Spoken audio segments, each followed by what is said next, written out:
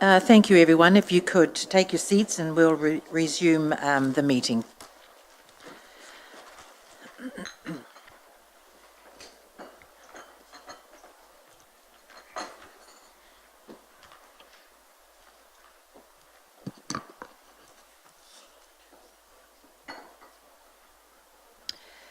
Thank you. So we're on to item number 3 on our agenda, declarations of interest. Are there any declarations of interest this morning, please? Carl, thank you. Urgent items not on the agenda? Carl, thank you. Confirmation of minutes. Minutes of the Strategy, Policy and Finance Committee meeting held on the 10th of August 2017. I'd like a mover and a seconder, please, for that motion. Thank you. Yes, thank you, Councillor Gould. Seconder, Councillor Kent. I'll put that motion that the minutes of the Strategy, Policy and Finance Committee meeting held on 10th of August 2017 be confirmed as a true and correct record. All those in favour, please say aye. Contrary, thank you. The minutes of the Strategy, Policy and Finance Committee extraordinary meeting held on the 23rd of August 2017. May I have a mover and a seconder, please, for the motion? Thank you, Councillor Gould. Thank you, Your Worship. That the minutes of the Strategy, Policy and Finance Committee extraordinary meeting held on the 23rd of August 2017 be confirmed as a true and correct, I'll put that motion. All those in favour, please say aye. Contrary, thank you, carried. We're up to item 6 now, our staff reports. Recommendation 2, the Rotorua Visitor Economy Strategy. This is on page 23 of our papers. I call for a mover and a seconder, please, to receive the report. Thank you, Councillor Donaldson. Thank you, Mr. Thomas. That the report Rotorua Visitor Economy Strategy be received. I'll put that motion. All those in favour, please say aye. Contrary, thank you, carried. Good morning, Andrew. You're going to overview our document for us this morning, are you? Thank you. Good morning and welcome.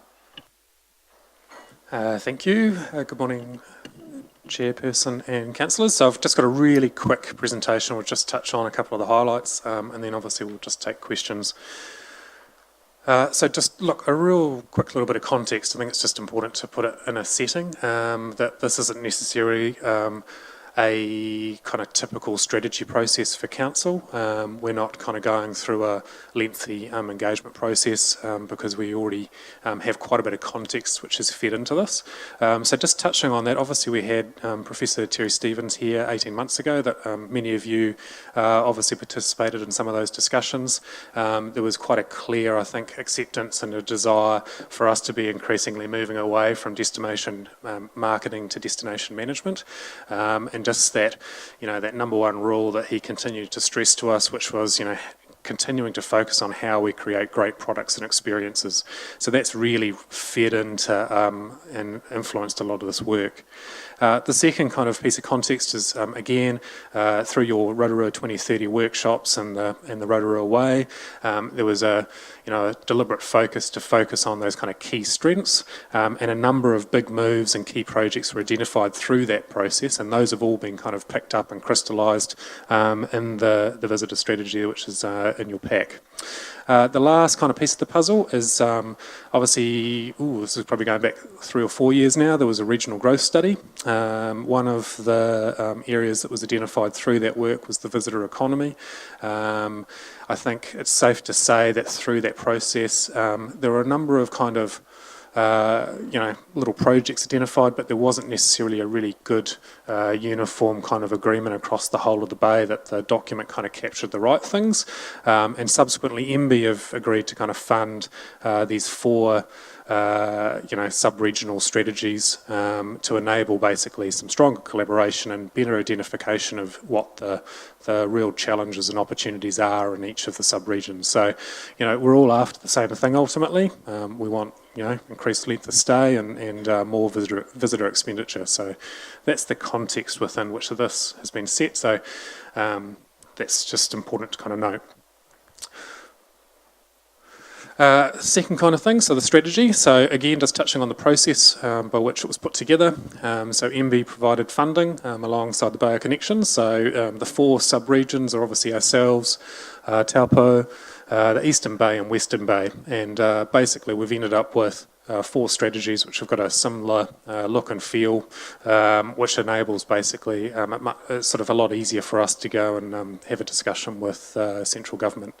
TRC consultants put them together, so TRC are a pretty well regarded tourism consultancy that operate both in Australia and New Zealand and through Pacific Islands. So Ray Salter, who was NEC's head of Ministry of Tourism, was the lead consultant locally, so I think Ray's probably known to a number of you. There were a number of workshops with local representatives, so that included Destination Rotorua, a number of officials from Council, Te Arawa, and representatives from the local tourism industry. We did limit it a little bit, and that was largely because there was quite a lot of activity going on at that time reviewing the tourism partnership, and so we didn't really want to muddy the water too much in terms of these 2 different processes running. The focus of the document is really strong on infrastructure and capability, so you really won't see a hell of a lot in there about marketing or what our proposition is. It's very focused on, what infrastructure do we require and where do we need to be making capability improvements. Again, there should be no real surprises in here. It really does reflect a lot of the thinking that you have already done and the community has already done, and it's really about making sure we're crystal clear when we're communicating those priorities to central government for funding, or when we're also communicating those priorities through our kind of standard governance processes to our CCOs, so Destination Rotorua, or the airport. And the last slide, so just touching on this really briefly, areas of focus. Again, there are not in any kind of order of priority, but we've clustered them into 3 kind of main areas. There's some destination infrastructure, and again, this is really about trying to focus on, are we really delivering the kind of the quality infrastructure that's required, not just for visitors, but also our community. We're pretty unique here that these are all mixed-use assets in the main. So obviously Tokarangi in the forest, the lakefront asset, hotel and accommodation. It does pick up some regulatory sort of issues in there as well. The lakes infrastructure. The second area is around network and sort of connectivity. So certainly we're just reconfirming that the Eastern Corridor and getting that sorted is a significant priority for us. But we're obviously looking further ahead to kind of indicate that connections through and over the Mamakus to Auckland are also priorities for us in the longer run. Aviation connectivity continues to be one that we'll always be pushing for, and other network improvements picks up a lot of the off-road trail networks, wayfinding, entry signage and so forth, which were various topics we've had discussions on previously. In the capability area, that kind of cultural experience is really about, how do we deepen the cultural experience around us? So certainly moves like the bilingual signage, but I think, Professor Terry Stevens probably said it better than I can in terms of it's about getting culture out of the box. It should just be what we live and breathe here.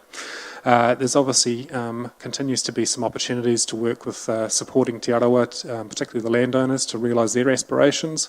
Examples like the proposed kind of Great Walk around Lake Tarawera are a good example where getting in behind the iwi landowners to help them to achieve that definitely priorities. Skilled staff, unsurprisingly, making sure that we've got a good supply of people that have got the right skills and for those kind of frontline hospitality or tourism roles. And then the last one's really in that kind of leadership and organisational capability. So if we want to continue to be at the forefront of tourism within this country, then we need really good leaders who are innovative, who understand what it is to deliver superb customer experiences. So that's it. Happy to take any questions. Thank you very much, Andrew. Your Worship. Thank you, Andrew. Just hating to think we might drop previous projects that on the regional growth plan we put in, we worked collectively on and we felt quite strongly about. And one of those was it may be in there with the Trails Trust and the off-road trail network, but we talked about the Ring of Fire and the need to link up with Kawerau, Taupō, Whakatane and Rotorua. So that was below the line for investment. So that's one question. The other that we were very passionate about was the development of Ariki Kopakapa to a grade 4 golf course. And that seems to have sort of drifted away. I don't know why, but I think that has the underlying issues of ownership and vesting back, but we shouldn't lose it. And the other one for us is the Eastern Corridor, and just hearing promises that fed back from the Chamber of Commerce about the 4-laning, that it must happen by 2022. But we haven't got the funding there. Is there an avenue here for us to push that? Because I see this is just a draft, and time's really running out. Right, I'll tick those off. So certainly the Trails Trust have got within their strategic document those linkages with the other districts. So, and certainly I know that Kawerau are really keen, and we're in conversations with them about how those do get joined together. The ring, when the feasibility study was done on the actual ring, the product doesn't hang together. So we have kind of had a decent look at that, but we have indicated that there are some other network opportunities to link to the surrounding districts, which we are still keen to pursue. So those certainly haven't been lost, and they're certainly captured. The golf course, from memory, it kind of did run out of steam, and for various reasons. I'm not 100% sure, and so I think it does start to get quite complex around some of the land ownership and the fact that we've got two clubs quite close to each other that, there's some identity there that don't want to necessarily move together. But the spatial plan, I think, does indicate, longer term that there's still an opportunity to think a bit differently around that. The Eastern Corridor is absolutely recognised in there, and one of the areas that we've noted in terms of regional collaboration is really trying to put some pressure on NZTA about the value of tourism from an economic driver, and making sure that's actually fed into their calculations around the cost benefit for roading. So at the moment, someone kind of gave me a throwaway figure the other day that one family of Chinese tourists in a car is actually probably worth as much to the economy as a logging truck, but certainly I don't think the cost benefit ratios probably reflect that. So look, some of that's going to have to be tested, but that's certainly something we're pretty keen to, that we think we can apply some pressure at a regional level. Councillor Donaldson. Thank you, Madam Chair.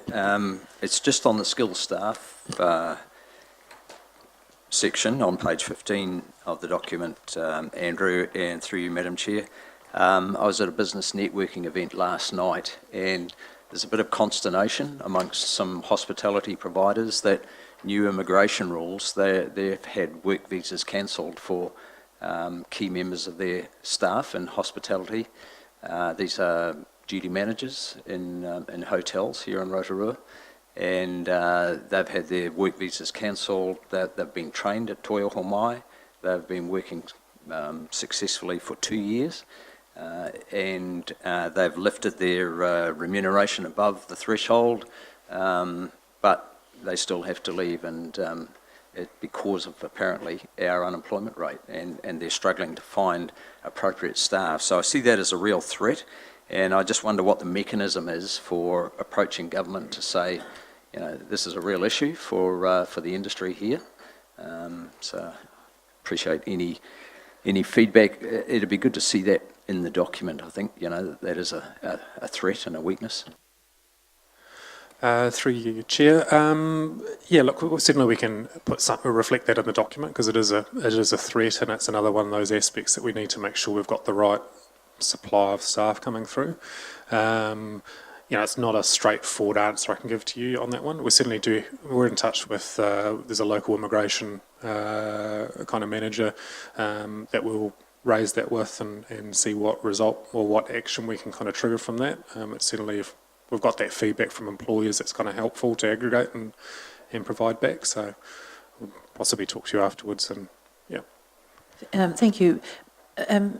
Your Worship, is there something that council should be, being a tourism town, and that's a government policy that's could have an adverse, well, it will, we just heard, an adverse effect. And I just wonder if as government here in our city, we shouldn't be perhaps thinking about doing something ourselves. I'm not quite sure, but I mean, that is something for us to consider, isn't it? Because Certainly linked with hospitality and the training and toi oho mai, and you don't get that. That's a long window till you can get them in. So we have an immediate problem that is something that we should raise, especially as a high value destination for tourism. This is a bit more of an obvious concern than we've heard in the past. We've heard that it might happen. We're now hearing that it is happening, and that is a concern. There's a mismatch here. It is true. Thank you. Councillor Gould. Thank you, Madam Chair. Thank you very much for the report today. I'm quoting from this publication, page 13. I noticed that you got bilingual is mentioned, and you've got lifting participation of Te Arau in the tourism sector, but we've got other iwi based in Rotorua with tourist attractions like Rainbow Springs and like the Agrodome, and they're two of our top 5 tourist attractions bringing people into town. So I think they should also have a mention, because it is very important to bring outside people into Rotorua with investment in the tourism sector. And the building sector, we do not have enough trained tradespeople out there with the potential of building all these houses at the present time. It's something which would come in, but also the training at Toi Mai should be mentioned as well, because it is a very important trading, learning for tradespeople to learn a course for their future employment.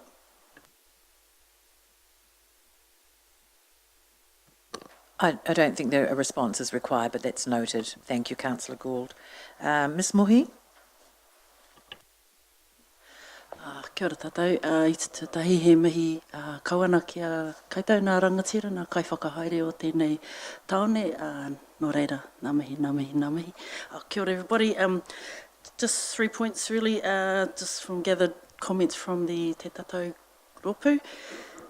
Page 35 of the agenda, tono to include the wording iwi landowners and right holders after the Lakes community comment. As we know that most of the resources in the undeveloped land in those areas are Māori land, so I think it's quite critical that those words are inserted. Also page 44. Just a moment, please, Jeannie. Have we got the right page for the change? 33 of the agenda. Yeah, Madam Chair, we're just 35, putting it sorry. onto the agenda page in the document. So thank you. We have got that. Thank you. Thank you, Gina. Page 44 of the agenda, 3, Madam Chair, sorry. Reserves and lakefront infrastructures, again, the inclusion of the need to partner with Ngāti Whakaue is quite critical, just acknowledges that special relationship with the gifted reserves. And the final comment is, within this document, what are there appears to be no indicators or measurements of success, and so how would you address that? Kia ora.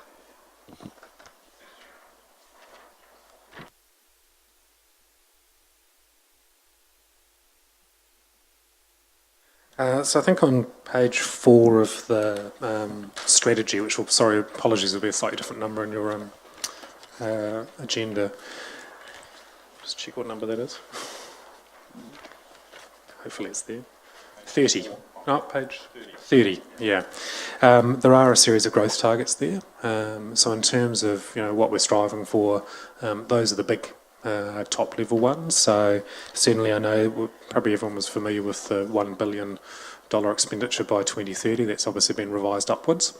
So they're now looking to achieve 1.5 by 2030. So that's certainly reflected in there. And the latest number, we're kind of nearer 800, so I think it was just not looking quite aspirational enough. And then there's some examples around what that would kind of look like. I think there's a little bit more work to do, because ultimately we should be, we want to kind of see a bit of a change where we're kind of getting visitor expenditure growing faster than the actual visitor numbers, and I think that's something that we haven't quite got right yet. So that's certainly what we're trying to influence in terms of some of the actions that are articulated in the strategy. Thank you. Yes, thank you. Andrew, are we, with those growth targets that you've got there on page 4, obviously they're out to 2030, are we looking at some milestones along the way? Is that what you're saying? Because we can't go from here from one A to B without, so obviously some milestones to be developed. Thank you very much, thank you. Councillor Kent, please. Thank you, Madam Chair, through you.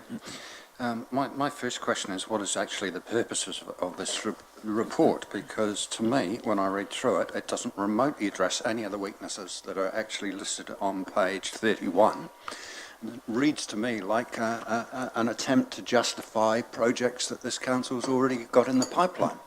So what are we actually trying to achieve here, particularly when you look at page 48, and you'll see that there's not a single area in the priority matrix that's the responsibility of local government. So what are we actually trying to achieve here? Thank you. I think this follows on from the work that was done in the wider bay some time ago, but I'll let you answer that, JP or Andrew. Thank you. Through you, Madam Chair, look, I'm just looking back again at the weaknesses that we have on that page 5, which I think appears on page 31 of the agenda. And Councillor, I'm not entirely clear as to why you don't think it's addressing some of those weaknesses. Look, we've talked previously, and it's been highlighted that as moving from sort of destination marketing to destination management, one of our issues was to try and move up that value chain from mass tourism to a higher quality experience. So part of that intrinsically has been the lack of the 4 and up star accommodation options. So that's become one of those areas of focus on that. Also looking at the orientation of our product development to move away from the mass to the quality. So the quality of the experience comes in there quite importantly.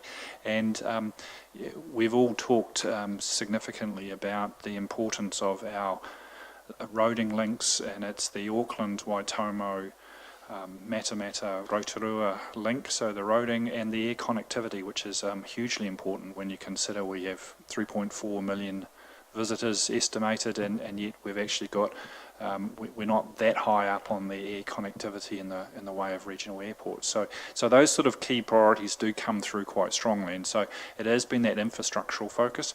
And the other issues I think which are identified in here, and we've talked about it, is the quality of the staff. The need, and obviously the immigration issues have been highlighted. We're not growing our own people to take on frontline roles and enrich that visitor experience as they should be. So part of those are intrinsic to what's been identified in this strategy. So, Councillor, maybe we could spend a bit more time just confirming that we are mapping between those weaknesses and those actions more clearly, if you've still got some concerns on those. Well, I understand that, yes, we desperately need some 5-star accommodation, but I mean, what are we actually doing about it, other than saying we need it in terms of this document? And I mean, where are we dealing with anything to do with the fact that our retail offering is tired? Where are we doing anything about the fact that our offer is price-driven and not quality-driven? I don't see any of that in here. So quickly go through those, and it might be easy to have an offline conversation with it as well, Councillor Kent. So in terms of the hotel accommodation, we have been working with NZTE sort of proactively, and there's a project called Project Palace, which basically has identified a number of potential development sites across the city. That basically, we're one of 5 locations around the country alongside Auckland, Wellington, Christchurch and Queenstown, where they've been marketing those opportunities offshore to identify investors. In the first round, one of the challenges we've faced is basically that our average daily room rates and RevPAR have been running a little bit lower than required, but those figures have been climbing rapidly, so the numbers have just been recut, and I think we'll be looking at another round of engagement with potential investors and developers over the sort of coming sort of period. So that's the hotels. We are working obviously with been the intermediary between landowners and NZTE to assist them to identify investors in that space. In terms of the retail offering, look, certainly the retail offering will improve where we end up with more pedestrians, and so certainly work that improves the inner city, but I think also work around that lakefront area where we're starting to lift the quality of the experience there will actually create some opportunities for retail offering that we haven't seen before. So look, I think that's probably it might be easier just to take that offline and we could have a conversation about that, but there's a lot of work going on behind the scenes to try and address exactly some of those concerns. I'd just add again towards the lakefront, Ms Moore here mentioned the partnership with Pukeroa Whata Trust and the Gifted Reserves discussion, because the lakefront does become hugely important, and particularly with the announcement of the World Spa on the lakefront, you're seeing that development starting to fringe those lakefront reserves. So we are starting to face the lake more. So that, that's a huge opportunity for the city's development moving forward. So again, one of those Project Palace sites, or a number of those Project Palace sites that have been passed on through NZTE were more towards the lake. So again, that gives that opportunity to start saying, actually, we need to start matching that public investment and private investment on the lakefront with what is expected from a 4-star plus hotels and that sort of space as well. So again, that orientation towards the lakefront is a longer term objective, and one that we're having to undertake in partnership with particularly iwi. Thank you. Councillor Maxwell. Thank you, Madam Chair. I found the report very helpful when you want to look at the broad, wider things that we offer here in Rotorua. You touched on it a little bit earlier, JP, but the question I had lined up was the shift in destination marketing to destination management. So are we now kind of leaving all the overseas marketing or things to Air New Zealand, Asian and Chinese Airlines and Tourism New Zealand? So we've got some examples. Are we leaving it to others now? Through you, Chair. No, we're not. Certainly, Destination Rotorua continues to market the destination alongside TNZ and obviously the airlines into those areas. But we have been through obviously that statement of intent process and letter of expectations, requesting that they start to shift a little bit more of the focus into, how do they lift the game in terms of some of those destination management activities. So they do have a number of projects that they've got underway. It's probably more appropriate for them to talk to that, but that are certainly more destination management focused. Thank you. Mr. Thomas. Thank you, Madam Chair. Thank you for your document here. Look, I'm pleased to see there's mention about lakes infrastructure there and the need to improve that, and it's mentioned at various points through the document that we need to be looking for funds more than you'd expect from a long-term plan. And I've got to say it's been exciting for the Community Board to be working with you, Andrew, on trying to get some money out of government on those. The one thing I would say, though, is, and I guess my question is around, there's no real mention of the lakes area or strategy for tourism within the lakes area, and I think that's something we need. I mean, you can look at Tikitapu as being almost overloaded with events, whereas, and perhaps we need to have a strategy to lower the burden there and move some events to other lakes on a long-term structure there. We've got mountain biking is incredibly popular, as we know, but that may not be in 20 years' time. And so I think, the lakes are an area that are often overlooked for their tourism potential. I mean, if you live around the lakes, we have tourists coming from around the world to fish, those sorts of things. You had it in your SWOT analysis under weaknesses. I would have loved to have seen the lakes there under the strengths as well. I think we are pretty unique with our lakes so close to the tourism heart of Rotorua. So I'd love to see some strategy around developing tourism around the lakes. Thank you. Madam Chair, I suppose without just spending too long on it, I think what you've raised is really important for us to think about where we go with the sport and recreation strategy. So, and also how that comes through into the LTP, and obviously the next update of the events strategy as well. Your comments around the burdens on particular lakes, again, becomes that question of infrastructure, and have we got sufficient to lighten those loads or share those loads across different lakes, and I think that's got to be something we focus on over the next 5, 10, 20 years. Thank you. Councillor Tapsell, then Councillor Bentley. Thank you, Madam Chair, and thank you, Andrew and JP, for your presentation. I'd actually just like to go back to what Mr. Thomas has just mentioned, and that's what my question is actually about, which is something very important to me, the environment. I think that the answer you gave, Mr. Thomas, is probably not very satisfactory for the question he asked. It doesn't go into sports and the parks and reserves, not just something for us to think about. It's actually something for us to put into this document, because that's the big issue that I have with this, and I do support the document in whole, and I do understand and appreciate the mass complexities that you had putting this together from a regional document down to a Rotorua one, so thank you. But I do think that we need to put in there the environment, because on page 27 in the executive summary, that's one of the first things that we say in our Rotorua Vision 2030, that we're supporting a legacy of sustainability for our environment. So this strategy is important because resources available are limited, including our environment and the ability for it to manage under the significant growth that we're projecting in here. So therefore we must have the ability to foresee future consequences of current initiatives. And that's my second point in question, I suppose, is how are we managing those future consequences? And like I think what Councillor Kent was actually getting at is within the strategy, well good from a summary point of view, it does lack implementation on the actions. It says what we need to do, but it doesn't say when or how all the resources that are required for that, which I think is a key thing that needs to be put into there. So not only did I want to ask about, the significant impact on the natural environment and how we're going to sustain that, but also I was very curious to see why we went to an external organisation for the strategy. TRC, I just quickly looked on their website, have actually engaged with business, governments and communities, and they say to enhance people's lives in the places they live through sustainable tourism, recreation and conservation development. Yet that's the key thing that I'm not seeing within here.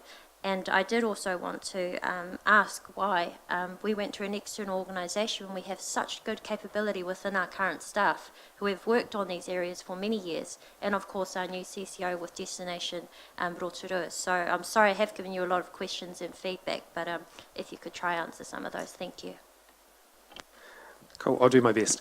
So through you, the chair. The environment question, yes, certainly that was one that I had backwards and forwards with the consultants a couple of times in terms of where does that best fit. There was a discussion about whether there's some regional commentary in terms of it needs to be lifted in there around some stronger focus on the environment. So, but I can take that comment away, and I think there are some areas where we could look to make some slight adjustments to pick that up. So certainly hear you on that point, and I think it would reflect obviously Ms Thomas's point as well. The future consequences, I guess coming back to the action and so forth in terms of the when and the how, we agree that it really wasn't the purpose of this document to make funding decisions and so forth, and that obviously is part of the upcoming long-term planning round, those letters of expectation that you'll set for Destination Rotorua and the airport, and certainly some funding rounds that will become available with central government. Those will be the areas where we start to dig into how and when we achieve the things in here. So this becomes, I guess, a little bit more of that kind of helicopter and guiding document for tourism infrastructure. So that's that, and I think, what was the last one? Oh, just the procurement stuff. So certainly this was something which was run out of the Bay Connection. So MB funded it, and basically they wanted to have, and we tend to agree with this, there is some benefit in terms of having a consistent approach taken across all those 4 sub-regions.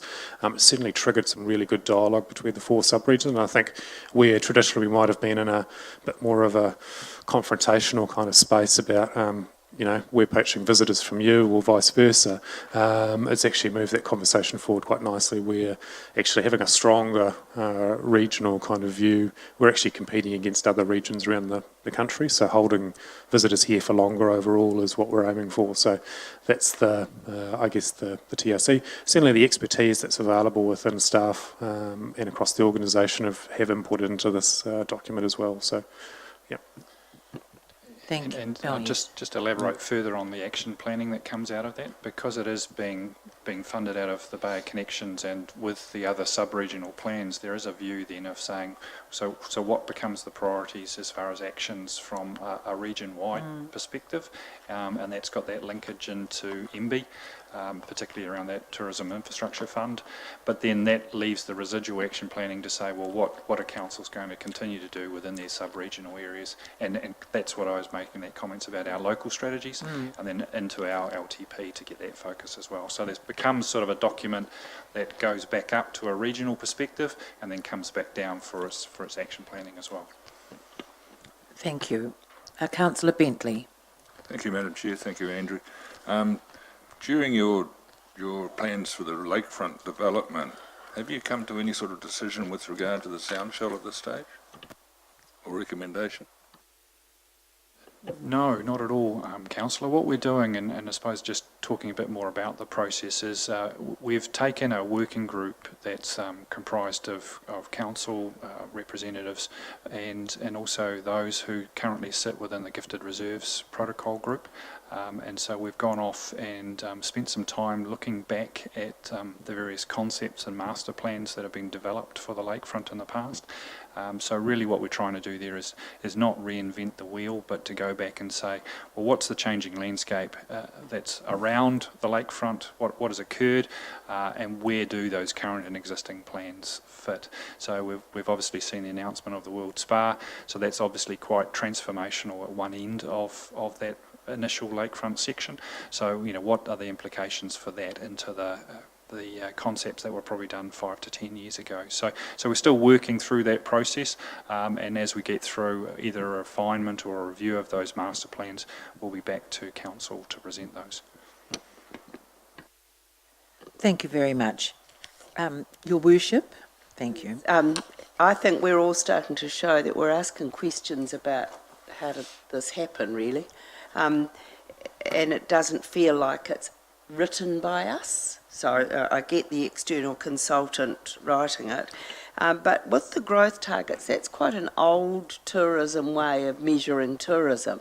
And what we don't have, and I agree with Councillor Kent, where we've listed the opportunities and the move to destination management, I'd love to see some targets in there about deepening and improving the visitor experience, because we don't want visitors just bring on the volume, and that goes back to Councillor Tapsell's comments about sustainability.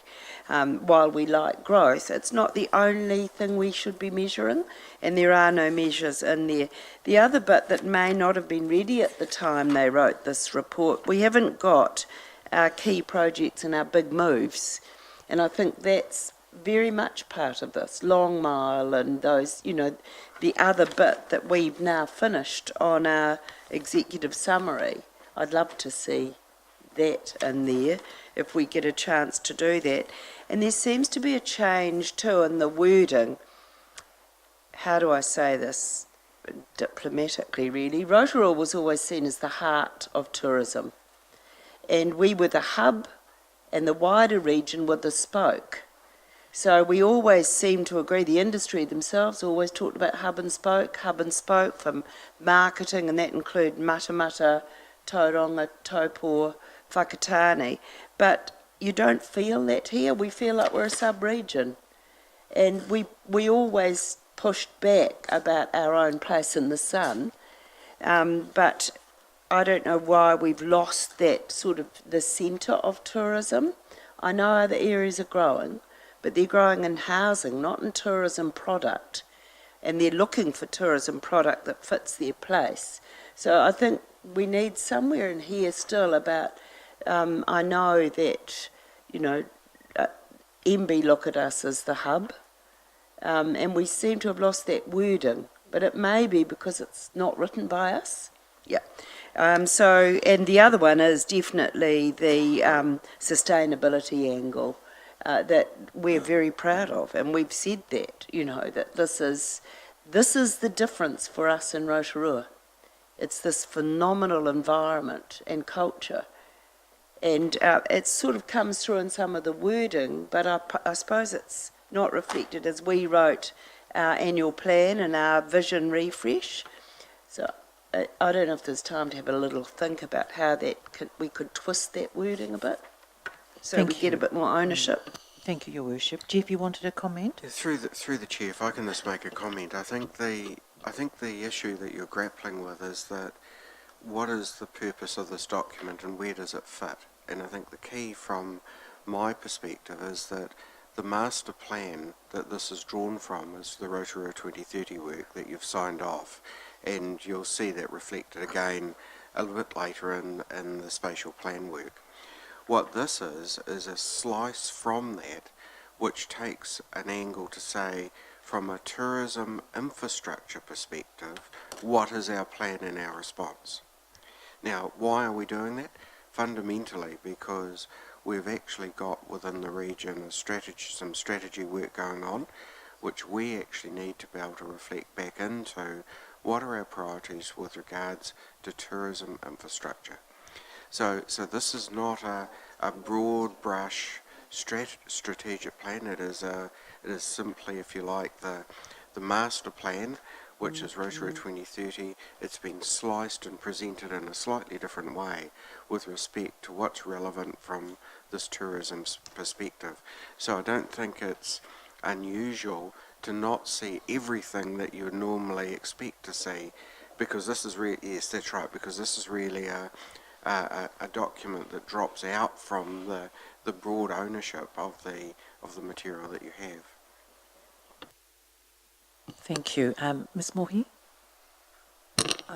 Through you, Madam Chair, I just wanted to comment on the feedback from Councillor Gould in terms of the Te Arawa including other iwi into the document. I think the punchline really in the document here is, as the home of Te Arawa, is ko Te Arawa te mana whenua, ko Te Arawa e whakahaere, te mana whakahaere o tēnei takiwā.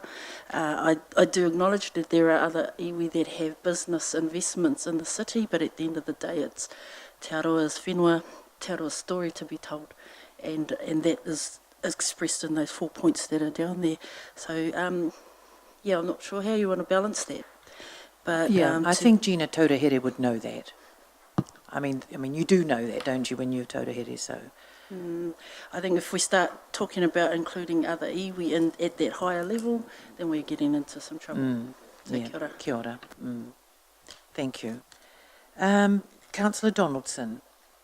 Thank you, Madam Chair. I think Jeff's put the document in context really well for us. But this is not just a document for action by council, it's a document that sends a signal to partners. So we're partnering with government agencies and the private sector to achieve these goals here. And, there's investors coming here to meet with Her Worship or myself and Michelle Templer on a regular basis. And a document like this gives them the right sorts of signals about where we're going with the visitor economy in Rotorua. And to add to that, the reason why it's been done, part of the reason why it's done this way is because of what we're going through with the Tourism Partnership Investment Program, and at the time, and Andrew's touched on that, but it's partly an answer to Councillor Maxwell's concern about dropping the ball and, potentially in relation to destination marketing. So at the last Tourism Industry Forum, there was a presentation on the famously refresh and the new move to digital platforms with NZME delivering that for the destination. But also the setting up of the trust. So the trust was established for the new Rotorua Tourism Investment Partnership Program, and and our airport CE is one of the interim trustees on that trust. So they're trying to build that fund and work with Destination Rotorua to market the destination. So we haven't lost that focus. Thank you very much, and thank you for the discussion on that this morning. But I do want to say I do agree with you, Your Worship. You can always tell when we prepare our documents, and they just stand out. Yes, that's true, that's true. So I'm going to put that, I'm going to call for a mover and a seconder, please, that the committee recommends to Council that the Rotorua Visitor Economy Strategy is adopted. I have a mover and a seconder, please. Moved Councillor Donaldson and seconded Councillor Gord. All those in favour, please say aye. Carried, thank you. Page 54. The recommendation 3, may I have a mover and a seconder, please, to receive the report, that the report draft spatial plan, the next phase, special consultative procedure be received. Thank you, Councillor Gould. Thank you, Mr. Thomas. I'll put that motion. All those in favour, please say aye. Contrary, thank you, carried. Good morning. Yes, good morning. Is it not Portia? Yes. Sorry, Portia, can't see. Good morning. Thank you. Good morning, councillors.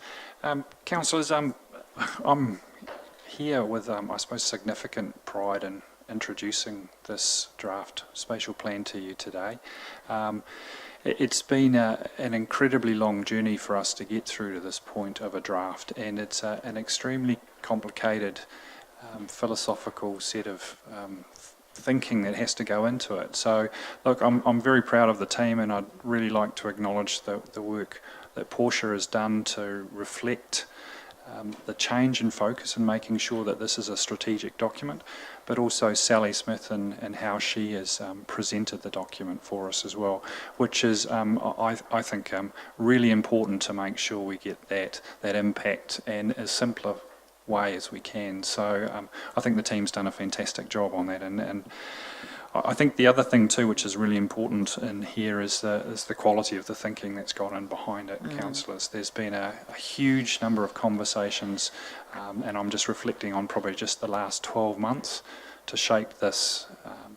And also importantly, we've seen a big change in our own thinking about how we've presented it. You know, we started off very much focused on, hey, how do we put in place a spatial plan and look out 20, 30, 50 years and respond to growth.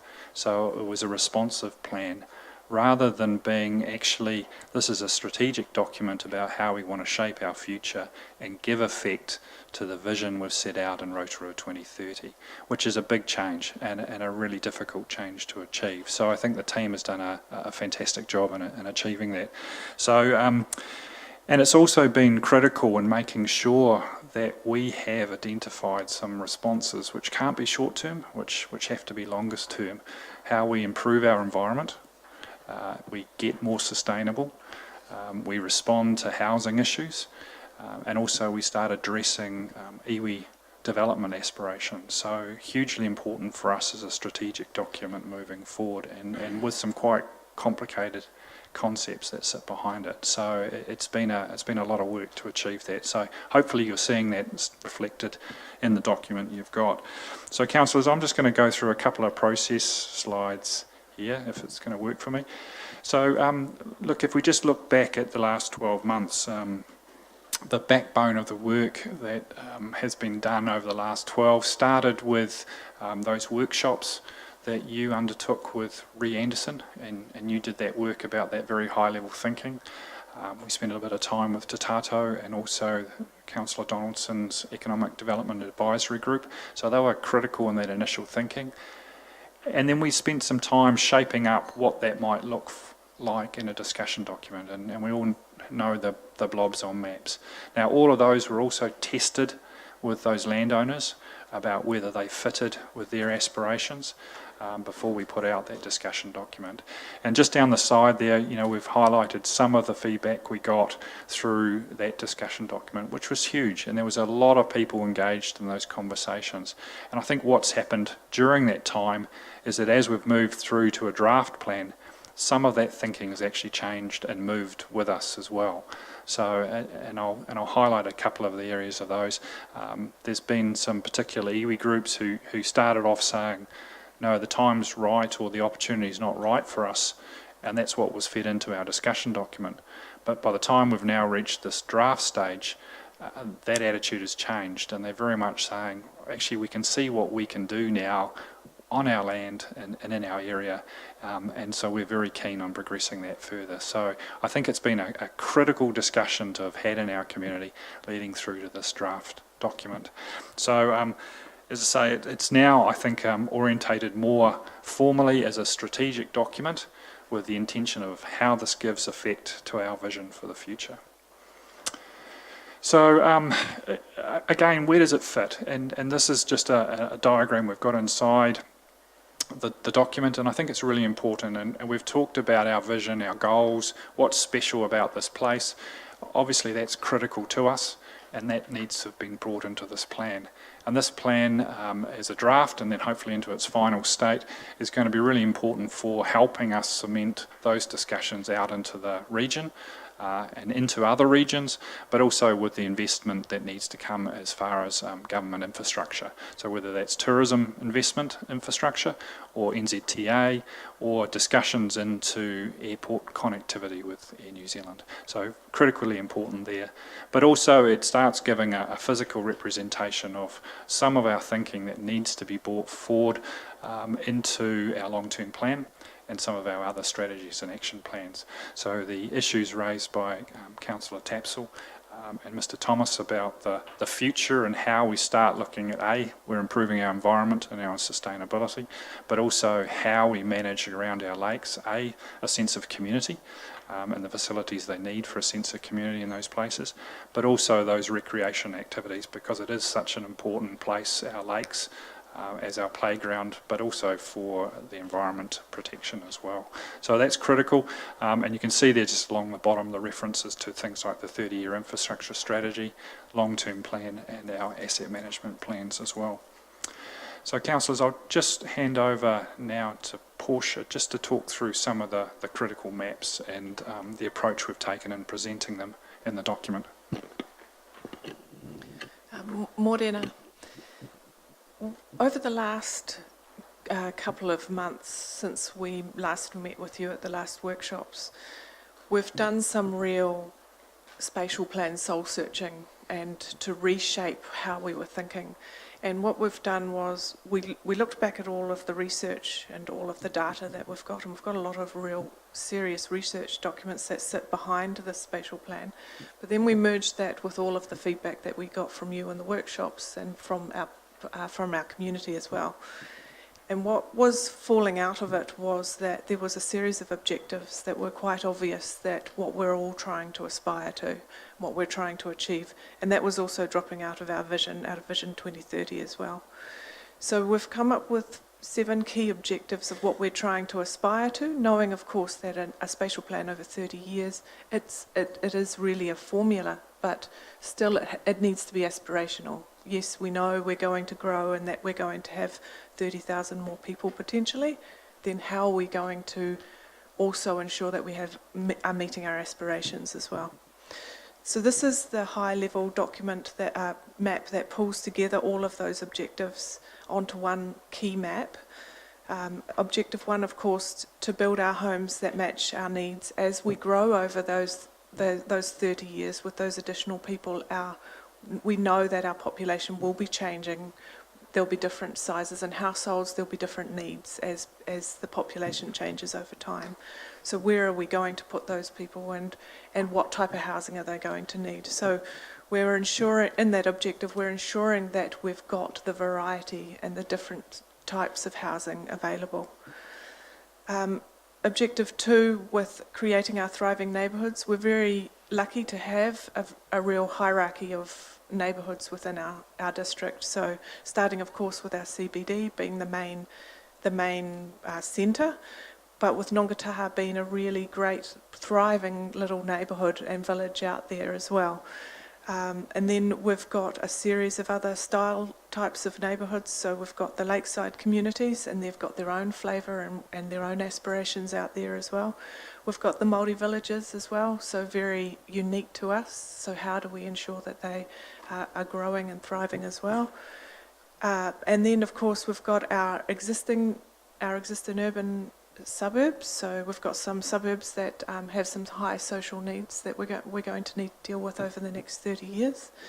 And then we've got our rural villages as well. So as they grow and population changes out there, how are we going to ensure that their neighbourhoods continue to thrive as well?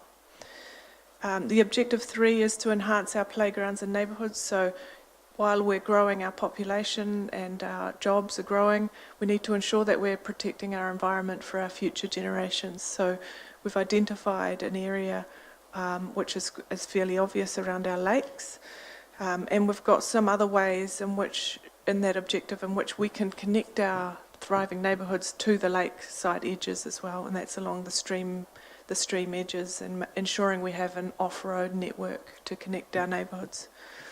Objective 4, supporting our iwi aspirations, and of course understanding that we're got a large amount of Māori land within our district and a large amount of aspirations, and as they change over time, ensuring that we can support those aspirations.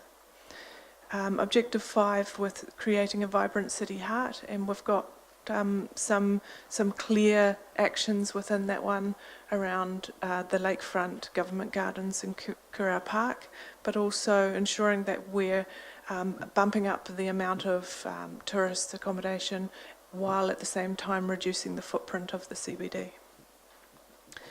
Objective 6, so grow jobs. It's a little bit very similar to building our homes that match our needs. As the population grows, so does jobs, but as jobs grow, so does the population, so that sort of feeds each other. Growing jobs is heavily reliant on industrial land and where we can put that. And so we've identified a couple of different types of industrial land within the district as well, and making sure we've got that land available to grow those jobs. And the last one is, of course, the supporting infrastructure. So while we're growing and we've got more jobs and more industry, where are we going to, where we grow and where we can put that infrastructure at a low cost, and ensuring that we're efficient and sustainable at the same time. So as you go through those objectives, this is just one of the examples. So we've tried to make it very clear that you've got a map that goes with each objective, and on the maps are the actions. So, and then the text reflects, while the text reflects the maps, you don't necessarily have to read all the text if you don't want to. All the detail is there within the map. So at the start of the objective is the issue that we need to deal with, or what we're trying to achieve, and then following that comes the actions as well. So this is just one of the examples of the maps and all the actions that will be dropping out of the spatial plan.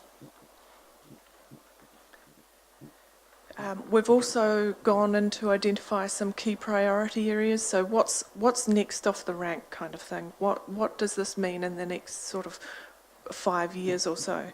So one of those key priority areas is Pukehangi Road. So where we're already working with the current landowner out there. Some of this land is already zoned in the district plan, but there is definitely some opportunity to grow out there. Add another neighbourhood centre so that people don't need to travel so far to get their basic needs, ensuring that it's got some good open space and playground type opportunities, but then also connecting that neighbourhood to the current urban area as well.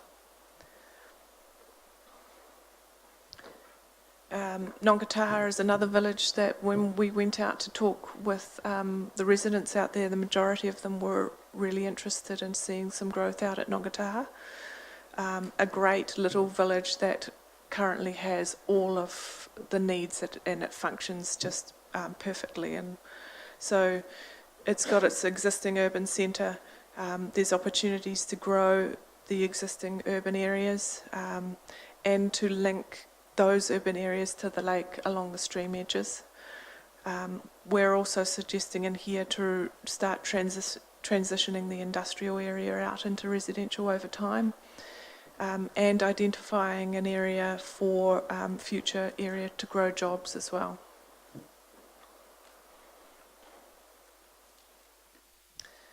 out east, of course, with uplifting of the REA, there's a real opportunity for expanding the residential areas out east. And we're also showing that we're transitioning some of that industrial out into more commercial, which is naturally starting to happen now anyway. And then linking this suburb into the city with some green links as well. And there's likely we're going to need additional roads out there to make sure that we're connecting our neighbourhoods well, and a new neighbourhood centre as well. Around the airport and Eastgate, expanding some of that, the logistics style business park there to ensure we've got areas for jobs as well. So, Councillor, just the last slide here is on the timetable. So you've seen it identified in the report, and obviously what we're asking you today is we're still just checking the document and making sure that there's not any other minor amendments that just need to be made to tidy up its clarity and its focus. So we're looking really to recommend through to the 27th for adoption. So we'll reissue a final version for the 27th. But really commence the more formal public consultation phase from the 9th, councillors.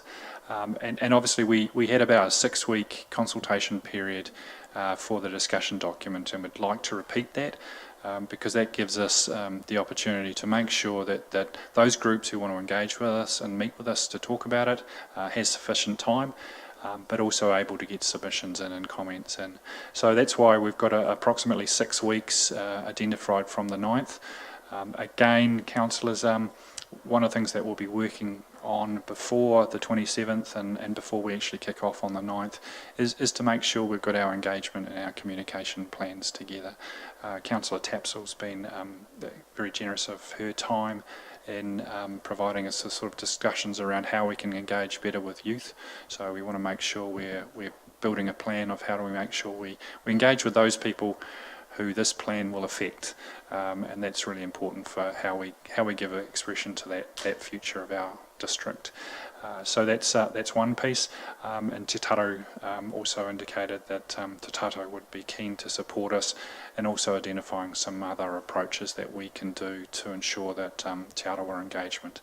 I think I've reported previously that we spoke to about 40 land trusts or as well, so we'll still be going back specifically to them and offering them a follow-up meeting so we can talk about the plan with them, but it's whether we can also move up another level in our engagement for this draft plan. So this timetable is really focused on ensuring we can complete that with the potential of a hearing in early December. It's really important for us, I think, at that point to sort of have some certainty so that can build into our 30-year infrastructure plan and through into our LTP with a final document to be signed off in February. So that's kind of our timetable, councillors. So we're happy to answer any questions. Thank you very much. Yes, I understand that there's already been over about 1,000 conversations already had around the plan, so it's obviously a good reflection of some early engagement and conversations that have taken place. So thank you for the report. I do have obviously some councillors who want to make some comments, so I'll start with your worship. Thank you. Yes, look, I think this is an incredible document. Perhaps that's why we reacted to the previous document, because we're starting to love and value the quality of, yes, you know, these, and this is our story. And so it's a beautiful document. My question is, and I know there's been 1,000 people engaged, but I can see a very busy time coming up with both the LTP that you referred to with the linkages and the Let's Talk and going out to consultation. What's the role of councillors to go out with this document to hear some of those wider conversations? Through you, Madam Chair, I think it's really important, and it will certainly be, as we build up that engagement and communication plan, the community boards were extremely active and put a significant amount of time into the discussion document to make sure that the rural and the lakes communities were able to engage with it. Some of the meetings were hit and miss, but where we did get a reasonable number of people to the meetings, we had some really good discussions. So I've certainly encouraged councillors to plug into some of those more formal meetings, but equally, if we start putting together a schedule of meetings with iwi trusts, for example, or wider hui, if we start establishing those, I think it'll be really helpful for councillor assistance in that. As I say, Tanya's put forward a hand to help us on some of that youth engagement, but I think it would be really important that we also go back around to some of our portfolio steering groups, and those councillors involved in those would be invaluable in helping with the process. Clarify too, how do we separate out the issues that we're about to go into workshop on the long-term plan, which are great because they're building on the annual plan, building on this. Can we do a one-hit conversation? Because they're so closely linked, really. I think the key here is the timing. Of course, with our LTP, we won't go out for public feedback until April of next year. So the challenge we've got is we almost need to have ground truthed what's been identified in here and made sure that certainly from a growth perspective, we've built that in to underpin the LTP process. So I certainly understand the comments, but it's a case of we're almost pancaking on the different plans as we sort of build up that picture of how it all comes together in the LTP. Thank you. Councillor Kumar. Thank you, Madam Chair. Thank you, team, for your feedback on the discussions of what people had to say. My concern is the fact that we don't mention us heading anywhere into the future, listing ourselves as targets for being an eco-city. We mention lots of things around the green spaces, around the green links, but there's no target set or no aspirations to say that we would be an eco-city. And probably it's just in the wording, but there's been lots of presentations at LGNZ. We had a good presentation last week about just tweaking some of the things of the way the councils design, the councils where they're heading into the future with their visions and their long-term plans to achieve those status. And I don't think those are too hard, but it's just in the wording and how we do it. So unless we do something about it now, if it gets documented, then it's very hard to sort of change it. And the other thing that I want to talk about is there's no link over here on, we're trying to grow, but we have no transport options. We always looking at cycling as the only option of trying to sort of get people to and about, but we don't talk about public transport in any of these spaces.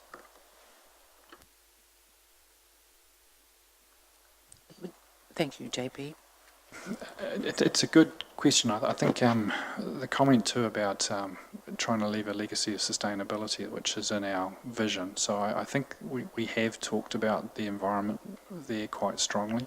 I know with the sustainable living portfolio, and you saw the video at O&M, that group is continuing to focus on working particularly with the Sustainable Business Network across the region about things like the Local Government New Zealand pledge around carbon and emissions. So there is a fair focus of that. I think your point is valid, though. We do need to just be clear that we are part of that increasing focus on sustainability. And again, we're a signatory to the Compact City Charter as well. So I think we can actually just probably be a bit clearer and stronger in how we've defined that. But there is a number of initiatives underway, but I think it's that case of just being clear that there is, and that is important to us as a district. Thank you.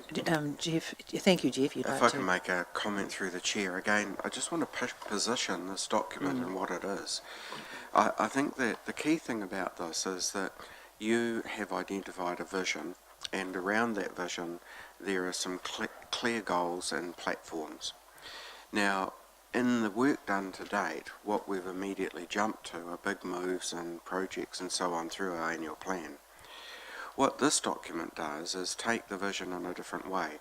And at the end of the day, this document is not a document for us today. It's a document for the future of Rotorua, and therefore the engagement, I think, with young people is absolutely critical. It's a spatial plan, and so what it's trying to spell out is spatially, how will this place change in the future? Where will people work? Where will they live? What will our city look like? All of those sort of aspects. So when you see these maps, that's the directions that are being indicated. What spatially will happen over into the future? Now the next part of this, of course, is that once this is landed, it becomes your umbrella document. Because what you would expect is that if this is signalling the spatial change, then how does our infrastructure strategy respond to it? So our 30-year infrastructure strategy will be needing to look at issues like, for example, water supply. How do we ensure water supply to these new areas that are actually being forecasted? Now that will come back to you in your LTP. It's not the only document, remember, though, that we have, and it's important that we don't try and make every document do everything, because this document's got a particular purpose, and it's shaping spatially where is this city going in the future. And that's the engagement that people need and we need to have with young people. If we start confusing this to start looking at, you know, the 4 pillars, which is our, for example, our environmental commitment. Our environmental commitment is about where we are today and what we're aspiring to. But the question for you is, what is the relevance of that from a spatial plan point of view? That's the key question mark here. In the spatial plan as it's responded and what we've heard from people, it is all a lot about our lakes and our place. And you can see how the spatial plan is responding to the environmental commitment. So I think when you read all of these documents, it's important to try, and I know it's a piece of mental gymnastics to do it, but you've got a spatial plan, a long-term plan, a 30-year infrastructure plan, an annual plan, a tourism strategy, a lakefront development plan, and the list goes on. And it's the totality that gives you the clear direction. But the function of this document is really it sits as an umbrella to say, if you're going to have a crystal ball for the future, what would you actually see? And these maps are as close as what we can get through multiple engagements with many, many people as to what the current people see as that crystal ball containing, and the maps are just that. Thank you for that. Thank you, Jeff. Mr. Thomas? Yes. Thank you, Madam Chair. Thank you, JP and Paul, for this document. It's great. As you know, I've been quite keen on the spatial plan for a while now, and the community board's really looking forward to getting out and talking to our communities again about this.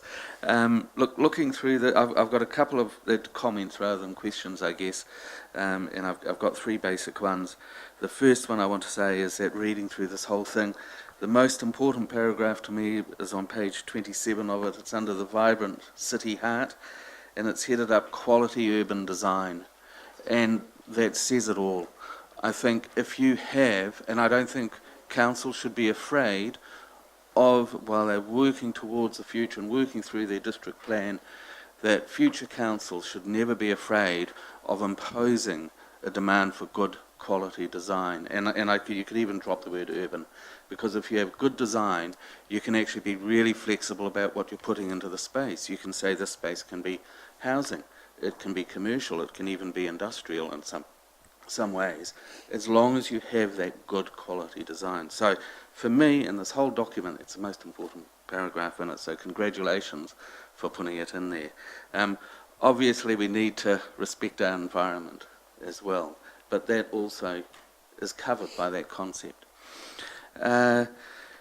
I guess what's been happening out around the lakes is, since we've had our meetings out there, this conversation has continued, And so we've actually, in some ways, we've moved on from this. And one thing I wanted to comment on was this idea of maintaining the nature of the village around the lake. And talking to people, how do you do that? You put your arms around that area. And I know it's a very touchy-feely thing, but, you know, this is a concept document. And talking to people, I'm saying, so how do you do that? And, you know, because I'm thinking of that area between the city and Longataha, and we were talking about putting in more tourism there, and what people say to me is greenery, trees. And I don't know what you guys have felt. I'd go up to Auckland a lot. I'm driving along there, and they've chopped all the trees down by the cemetery there, and I understand why. But suddenly that feels urban to me. When those trees were there, it didn't. I felt like I'd actually left Rotorua before I turned off up the hill. Now I feel like I'm still in Rotorua. So I think, you know, it isn't necessarily the distance between villages, but it's how you have your demarcation between them. So I think it's important to allow for different ways of doing that. Finally, just commenting on some of the maps where we were looking at new settlement areas, and you had the lakes there, and I always look at Rotorua, of course, and you had one little dot at one end of the lake. I think around the lakes, I mean, we have lots of communities and lots of areas that could be developed, and we have a lot of iwi aspiration for development. So I think people, when you take that document out to them, if they're around the lakes, they'll look at that and they'll go, oh, well, you're going to develop Tarawera, or you're not going to develop Rotorua. So I think we actually need some other way or more explanation around those communities around there, and I'd be really happy to talk to you offline about ways we might be able to do that. Thanks. Thank you. Yes, I think you're right. I think the feedback that we will get will enlarge on some of the areas that you've just mentioned, particularly in the Lakes area. Councillor Maxwell and Councillor Gould. Thank you, Madam Chair. Well, first of all, from me, JP and Portia, and the team, you mentioned the team put this together. Congratulations. I think it's a fabulous document, consultation document. And before the question I pose, actually, we've been talking for some time now about the Rotorua Way, the 2030 vision, and I found this reading through this, it's all in there, and now we want the wider community to come in and join us. The other one I want to acknowledge is Te Arawa and Maori being acknowledged in the document in a very positive way. So I too await with interest the community's feedback. The question I had is, when the hearings are held on 7th of December, I'm sort of curious as to what form or what role do we play? Are there some decisions we've got to make? And, you know, I like what's in here, and I'm sure, I hope I'm going to be right, but I'm sure we're going to get positive comments back. But tell me what form and how do you think it'll pan out? Madam Chair, what we're doing here is we're going to make sure we, in effect, give it a special consultative procedure approach. So for us, that means that with submissions, there's also the opportunity for people to speak in response to their submissions. And then separate from that, we'll turn that into a deliberation process so that you'll actually be able to look at the feedback you've received. And as I say, I hope the majority of it is affirming of what we've done because it has been built on so many community conversations. But if there's any changes to the document, that will be decisions that you take specifically, as if it was sort of an annual plan type process. So it gives it some formality then to say this is the draft and we're now looking to confirm an action out of that, which would change the document. And that's another reason why we've probably given ourselves that bit of time from a hearing in sort of earliest December to get those decisions back from you in a formal process to turning it into a formal document. Because for us then, it gives us the opportunity to say, okay, well this is now a properly consulted on, council deliberated document that gives us some weight then to start saying, okay, well now that's the basis for us to start investigating or starting to propose some plan changes to the district plan as an example, or to build specific conversations about structure plans in particular areas. So it is important that we give it some formality, because it will be used to help set our planning direction for the next 1, 5, 10 years. So it is very important that we go through that formality of it. For me, it helped me appreciate spatial plan. Sort of up to now, it was sort of a name I couldn't warm to, but having read through the report and that here, maybe I think you touched on this some time back, the Mayor touched on it, wish there was another name, but I mean, this is it. So again, congratulations. Thank you very much, Councillor Maxwell. There's quite a few yet to speak, so I'll move ahead. Councillor Gould and Ms Mohi. Chair, Kura, JP. Just change one of your words on your slide up there. You've got completion of final spatial plan should be completion of, it shouldn't be final, it should be, your final one is your last one with the deliberation. It's, I'm just trying to think of the right word. You've done your hearing, so it's a partial, completion, not final completion. And the other questions is on page 25 with the Mary Elder Lady. Would it be better to use a drawing of a Mary Elder Lady with a moko? Because that would bring more emphasis on the Mary side.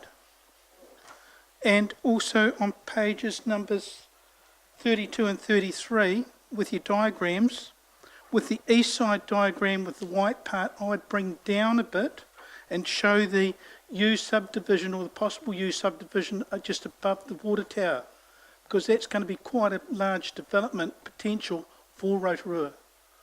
And also on the Pukehangi diagram, with the grey area with the U neighbourhood centre, that line should come down to Pukehangi Road, because at the moment you've got no subdivision on that between the road and the top part, but from the top part to the bottom part of the road is the U subdivision. And I'm not certain about the diagram for on the other side. That's something you'd have to talk to Mrs Moe about with the resource consent process. And the Nongatawa one, should you, where bottom of that part, should you show that land there which is marginal for development because of the high water table? I don't know whether you should class that as non-industrial part or something like that, because there's no way that the buildings can be built on that particular piece of land.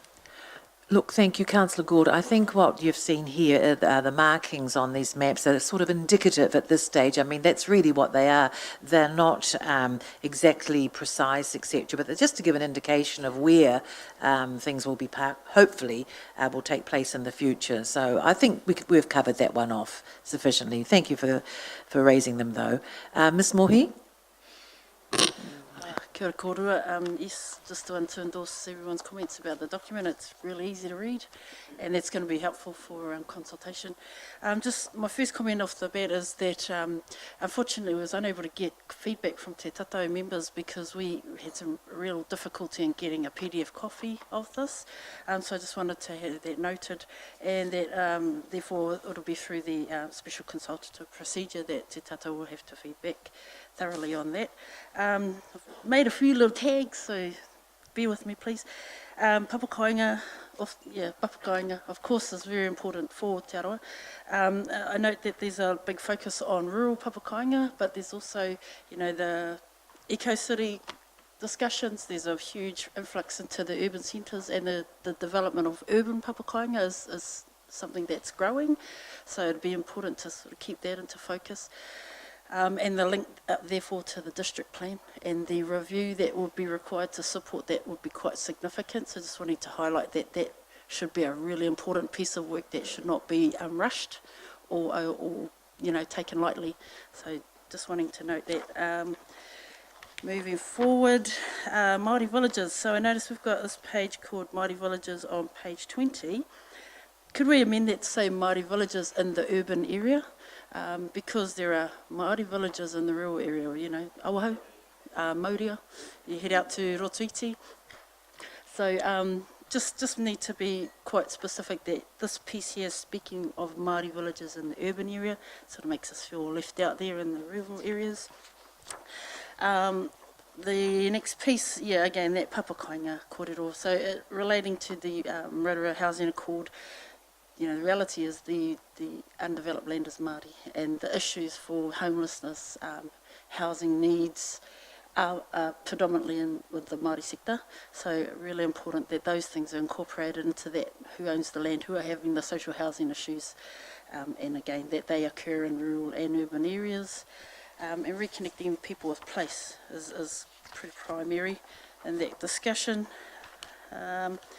Just picking up on the Nongataha and surrounding villages and the building infrastructure, again that relates to the Papakainga kōrero.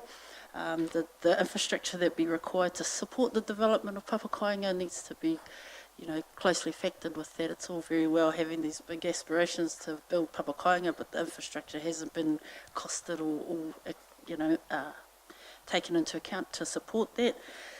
I won't talk about Taniwha Springs. And then the final piece, I guess, is this map on page 33 about Nongataha, the proposed industrial to residential change. I just wanted to just flag that, you know, that was an old mill site. There was a lot of toxins used on that site. It would take a lot of work to change that use to residential. So just wanting to flag that needs to be really taken into account quite carefully. Whakatane has a lot of information around that. They have the most toxic sites in the country. We have Waipa, but I don't think there's been a lot of talk about the Nongataha site, but there's definitely PCPs in that soil over there. So, kia ora. Can I just pick up on that one, because it's actually quite an important one. So we sort of say residential, but there's kind of a residential and commercial question, because I think for a lot of people, as you get an understanding of what's happening on the ground, and you're absolutely right, you can't make a general statement about that kind of area. And a classic one over there has been obviously the Wharearaha development, and to me that's starting to highlight a really success story, because they went in with that the view that people say, oh gosh, that's a contaminated site, but they did their due diligence, they identified their site, and they actually orientated their plans to make sure that I think the small area there was some issues. They capped that with the car park, and then they put the rest of the development out. So I absolutely agree with you, and it's something that would always be a challenge with our history of some of our sites. But I think it's one of the ones we just got to take on with the information as we start signalling it.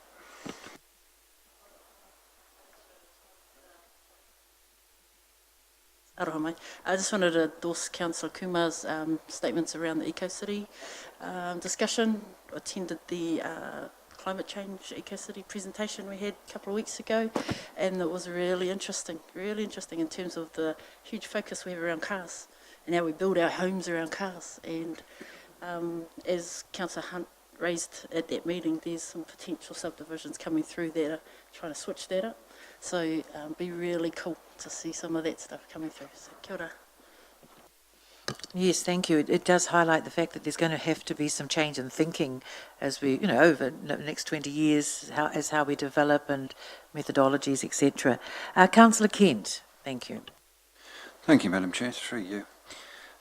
I've already expressed some concerns over this document in very particular areas. I'm disappointed to see that really we haven't done too much in the way of addressing some of the appalling planning decisions that we've lived with in the past in Rotorua. I think we've got an opportunity here that could have gone a lot further on those. I mean, it's good to see Nongataha, for example, the intention there to try and move to fix that area there. But then, by the same token, I see iwi aspirations that would mean we would actually proliferate the expansion and fragmentation of industry on the east side. So to me, that just does not make sense. If you're going to put industry anywhere, you put it where the noise is, which is where the airport is, which is the only thing that will cohabit safely with industry. Have we not learned the lessons of Lumbercube? However, let's see what the public say. Yes, thank you. Yes, we will wait and see what the public says. Thank you. Councillor Bentley. Sorry, Councillor Bentley. Thank you, Madam Chair. Just for JP and carrying on a little bit from where Mrs. Mulhey was saying, the spatial plan for Rotorua is not going to go anywhere without full Te Arawa involvement. And I know that you've had a presentation from their board quite recently. Have you done a similar sort of thing as to present to that board what you're doing with us today? Through Madam Chair, I think you've touched on one of the groups. So Ngāti Whakaue Tribal Lands were one of the groups that helped us shape the initial discussion document. And after that process, I must admit, they went away and put a huge amount of effort into where they see themselves going strategically. So they have fed back to us formally as to some of their aspirations, and those are reflected within this document, either confirmed or reflected across some of that thinking. Look, there's other areas where I think become longer term discussions, and whether that's tribal lands or other groups, they have been identified or reflected, or at least recognised to some degree. So there's still that opportunity now to go back through a more formal process and give everyone another chance to say agree, disagree, shouldn't be there, should be there, or have we got enough in the way of concepts around what are we trying to achieve philosophically for the city. So yes, there has been a lot of that discussion that's been ongoing since that initial discussion phase. Thank you. Councillor Donaldson, and I think we'll draw this to a close. Thank you, Madam Chair. I've had the benefit of being in some of the wānanga getting us to this document, and there's been lively discussion, and there's been lively discussion around the table today. So I think, as Jeff puts it, a crystal ball gazing document for the future spatial layout of our district.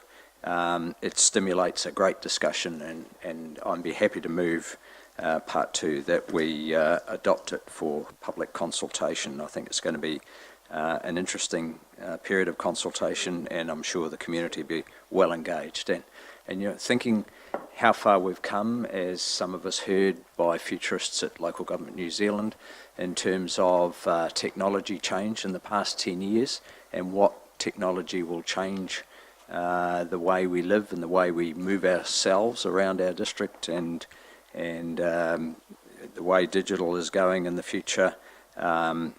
Who knows what will happen, but I think change will only increase at a faster rate. So it's been a great discussion, and I'm happy to move part 2, Madam Chair. Very much, Councillor Donaldson. Yes, there's no doubt that as we move into with the plan and go out to consultation, there'll be some challenging thinking coming back, and that's good, but it is really about the future, and wherever we're going to be in 20 or 30 years' time, it starts now. Possibly should have started some way back as well, but you know, you've just got to be thinking of the future and what that might look like. So thank you very much for the discussion this morning on our draft spatial plan. So we've had a mover and a seconder, moved by Councillor Donaldson, seconded by Councillor Maxwell, that the committee recommend to Council to approve the draft spatial plan subject to any minor amendments for public consultation using the special consultative procedure. I'll put that motion. All those in favour, please say aye. Contrary, thank you, carried. Thank you. Now, a resolution to exclude the public. There are 2 items to be considered in public excluded session. Adoption of the confidential minutes of the 23rd of August. That's the extraordinary meeting regarding Plan Change 10, next steps. And second, a report to consider board appointments for Infracore Limited and Rotorua Regional Airport. Now, the reasons... the reasons these minutes will be adopted in public excluded is to maintain legal professional privilege and to protect the privacy of natural persons. So I'll call for a move and a second that the committee move into public excluded session, please. Thank you, Mr. Thomas, and thank you, Mrs. Trooper. Thank you. I always Trumper. Trooper. Thank you, Mrs. Trumper. Thank you. So all those in favour, please say aye.